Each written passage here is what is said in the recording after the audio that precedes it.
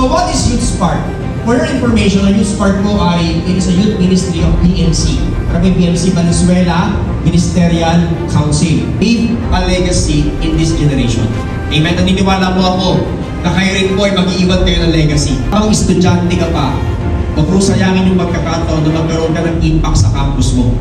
Amen? At yung mga kaibigan mo ay masyaran mo ng salita ng ating Panginoon. Wala ka ba na you are the light of this nation? Not just the light of this nation, you are also a salt. The salt of this nation. Ikaw ang nagbibigay ng sigla, nagbibigay ng saya.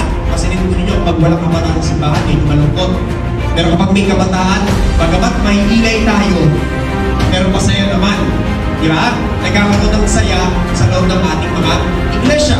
Ang gagamitin ng Panginoon para maging ilaw ng sanlibutan na ito. Especially sa church na pinagkatiwala sa inyo ng Panginoon. Dito po, iba-iba po tayo ng simbahan. Pero but regardless of our name, nagkakaisa po tayo para to glorify the name of our Lord Jesus Christ. Fruit of the body of Christ. Ito po yung ginagawa na kanina. Kumali kanina, enjoy mo ba tayo sa laro kanina? Enjoy tayo. Kasi hindi mo kakilala.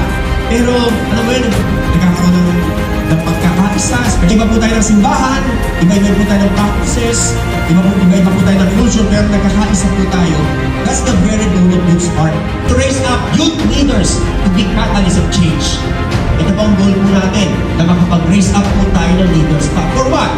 Para po mangalaga dun sa mga bagong youth na darating po sa ating simbahan. Amen? Hindi mo tayo, hindi natin masabi. Baka mamaya, ilan po sa inyo, mayroong panawagan na magpastor.